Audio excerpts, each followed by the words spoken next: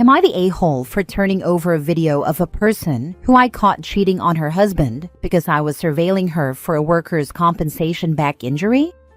Hello all. I am wondering if you could give me advice on this situation and tell me if I am the a-hole. First, a little background on me. I have been a private detective in New York since 1996. Before that, I was a criminal investigator for New York City. I had been freelancing for an insurance company, conducting workers' compensation and accident investigations. I was assigned a case where the claimant stated that she had injured her back at work and could barely move or do anything without great pain. The insurance company provided me with her address, so I set up surveillance in a secluded spot with a good vantage point of her house, just in case she came outside to do any yard work or salt the driveway, as there was supposed to be a minor snowfall of about 4 inches. I was there from 5 a.m. until 7 a.m. when her husband came outside, got into his truck, and drove away. 10 minutes later, the claimant emerged from her house, dressed in a short red dress, a black fur-collared jacket, and very high heels, which, in my line of work, are called F-me heels. She walked without any sign of discomfort. She got into a low-slung black Camaro and sped off. I tailed her for an hour as she drove from Long Island to Queens to a motel near Kennedy Airport. When she arrived, she ran into the arms of a man waiting by the front entrance, and they disappeared inside. 2 hours later, she exited the motel and walked to her car, all while I continued recording. As she was about to get into the car, her male companion came running after her, yelling for her to stop. He was holding a small red piece of fabric in his hands and shouted, "You forgot these." She laughed, took them from him, and proceeded to kiss him passionately, during which his hand went up her skirt. After they broke apart, she got into the car and drove back home. 2 days later, I was at the hearing with my evidence. Her husband pushed her into the courtroom in a wheelchair. The insurance company's lawyer proceeded to play the video footage, including the panty incident. The husband freaked out, and the court officers almost had to intervene. Now, here is where I think I may be the a-hole. As the husband stormed out while his wife screamed curses at me and begging him to stay, I walked up to him and handed him a copy of the footage. Then I left. So, please let me know, am I the a-hole for giving him a copy of the video of his wife cheating, even though that was not the job I had been hired for? Now for the top comments. Not the a-hole, and if you're going to cheat and lie, don't do it to 2 different parties at the same time. You'll get caught out. I wonder how complicit the husband was. I honestly believe he knew she was not injured, but had no idea she was cheating. Maybe not. If she was hot and heavy with her new guy, her back injury would have been the perfect excuse to deny her husband sex.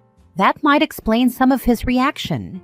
He probably knew she didn't need a wheelchair, but that doesn't mean he didn't think she was actually injured or impaired. Liar's gonna lie. Fair point. Oh no, you're not the a-hole at all. In fact, I think you did the right thing, as long as it was legal. It was legal. The workers' comp board and insurance company would not have given it to him, but I could since it was my work product, and I did not ask for money from him. I got paid for my work by the insurance company, so no double dipping. Not the a-hole. I have no issue with handing over useful evidence to a husband being cheated on, even if you had no obligation to do so. However, I probably wouldn't have helped that husband. He was clearly part of the insurance fraud. I'd have sold him a copy of the evidence if he wanted it, for a premium. Those criminals deserve each other. Believe it or not, I did not feel it was right for me to sell the video to him, as it would be double dipping. I did find out later that had his lawyer subpoenaed me, I could have charged for it, but then I would have had to show up at court too. I hate matrimonial cases.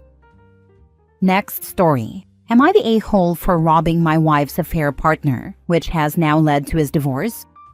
I, 32, have been married to my soon-to-be ex-wife, Madison, 30, for 4 years. We are currently in counseling, but it is not going to work. About a year ago, I found out she was having an affair when I came home to their clothes in our living room and sounds coming from our bedroom.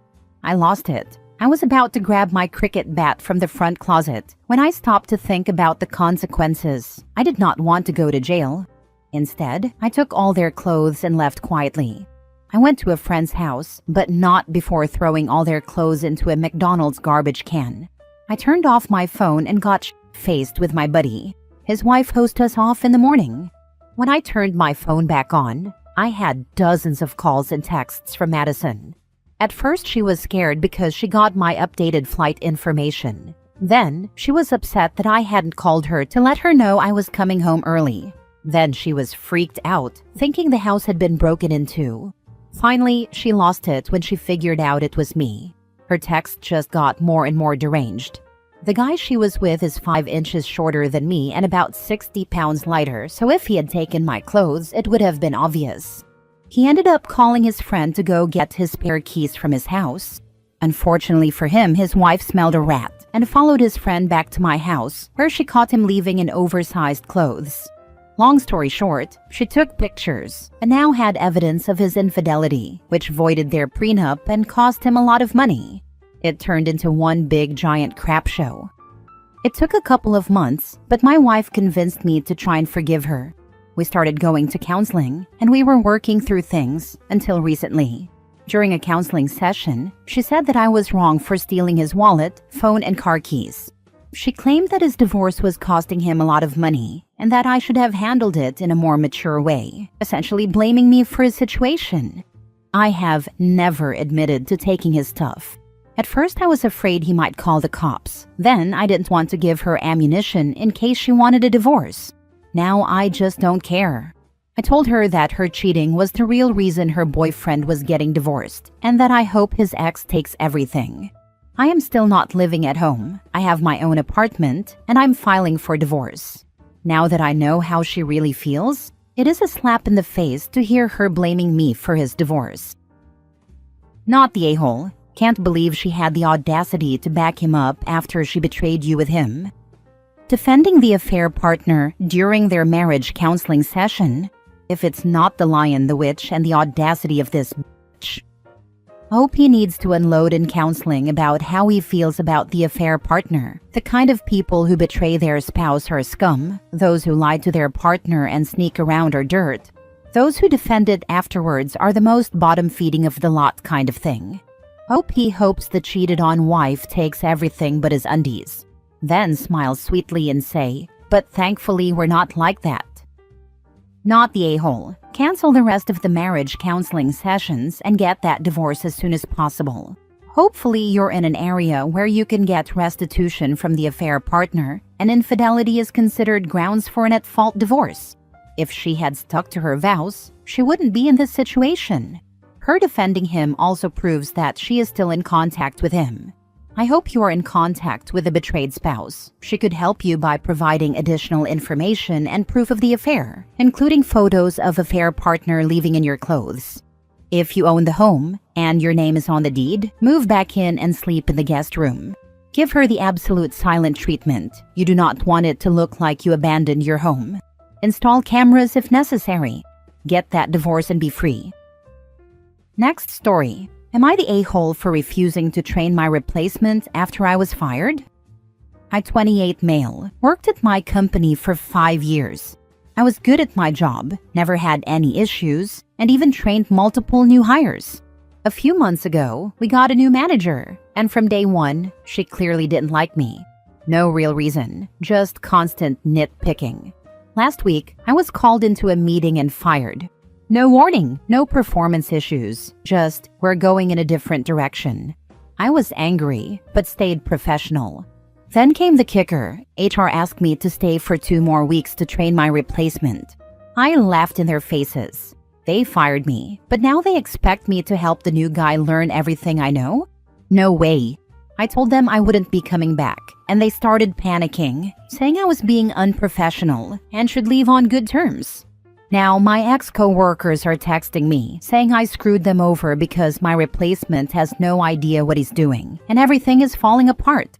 My old manager even emailed me, practically begging me to reconsider. Am I the a-hole for walking away and letting them deal with the mess they created?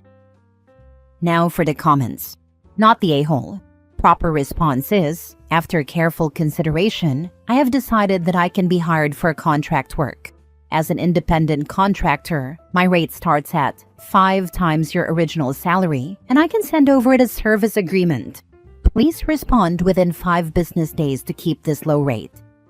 Note: for your service agreement, specify hours per day, days by date, that you are available, and minimum commitment from the company for days worked.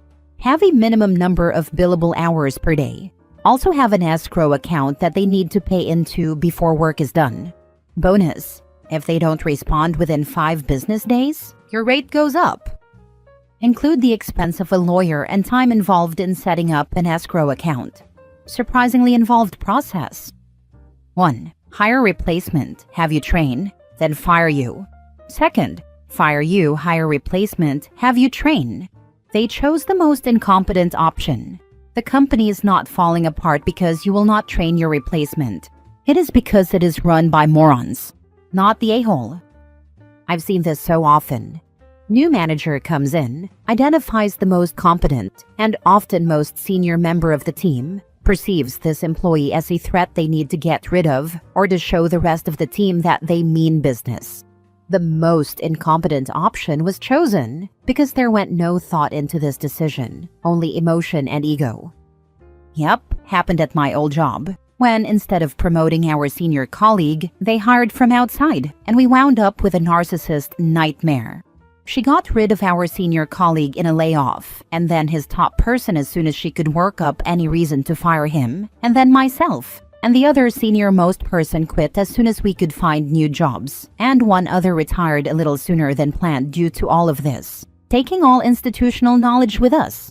I'm still good friends with one person here, and she regularly tells me how much they're drowning in work over there that no one knows how to do. Next story. Am I the a-hole for getting my coworker fired after she kept trying to prove my service dog is fake? I have a medical alert service dog named Max, who helps with a serious heart condition. He has literally saved my life multiple times by alerting me before I pass out. I started a new office job 3 months ago, and everything was fine, until let's call her Karen started her crusade against Max. At first, it was small things. She would loudly announce, "Pets aren't allowed in the office," every time she saw us.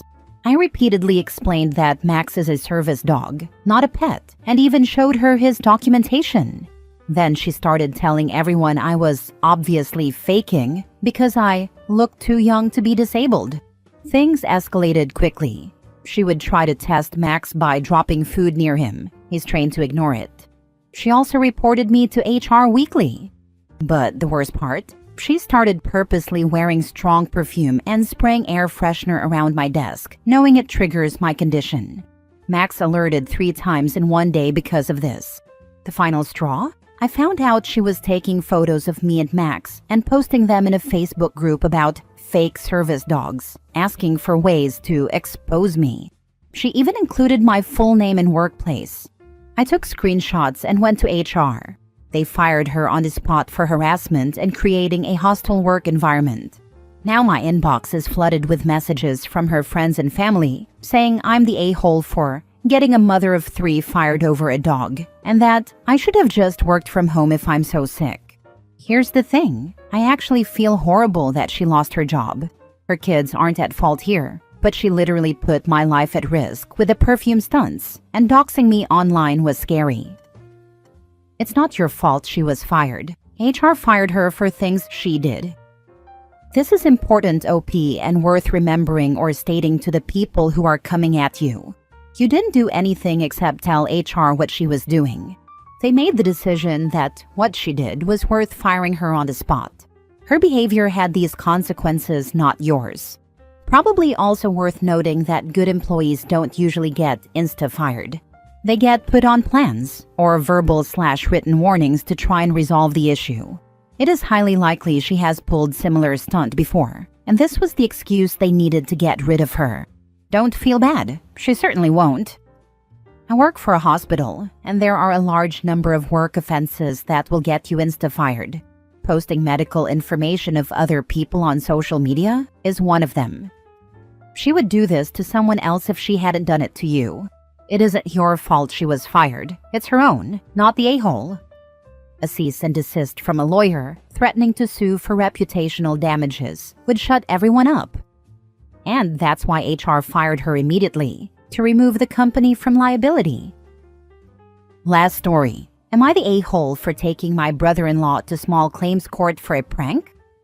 I recently took my brother-in-law to small claims court over a prank he pulled on me, and now my wife and her family are furious. I need to know if I'm in the wrong here. A few months ago, we were at a family barbecue. I had a few too many beers and fell asleep in a hammock with my shirt off. My brother-in-law, who was completely sober, thought it would be hilarious to fill my belly button with super glue.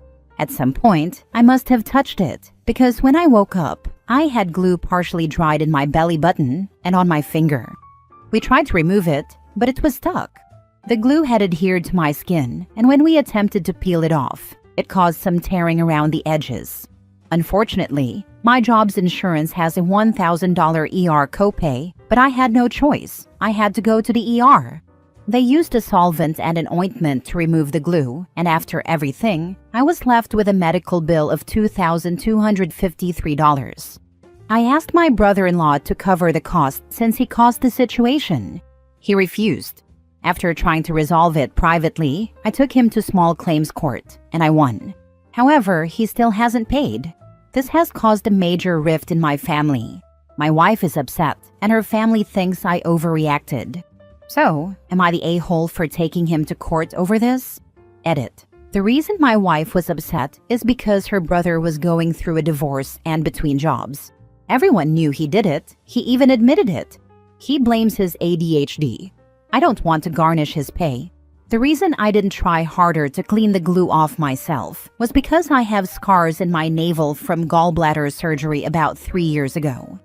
My mother-in-law has offered to pay the bill, but she is on a fixed income, and I would feel like an ass for taking her money. Of course, I'm the villain, and only my sister-in-law is on speaking terms with me. My wife is only barely on my side. She was the one who took me to the ER, not thinking it would cost that much. I figured blood is thicker than water. I didn't expect this thread to blow up. Not the a-hole. Go back and ask the courts to put a lien to force him to pay it. That, or they can garnish his wages. If he stole $2,253 from you, do your wife and her family think he should not have to pay it back? That's exactly what he did.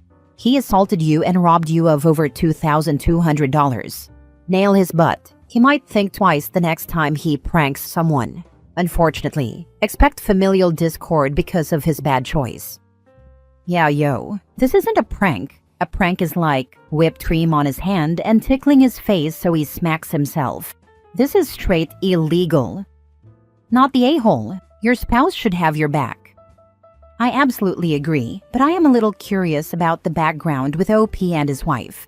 If he's getting so drunk at a family gathering that he passes out shirtless in a hammock, there's a non-zero chance that he drinks too much in general.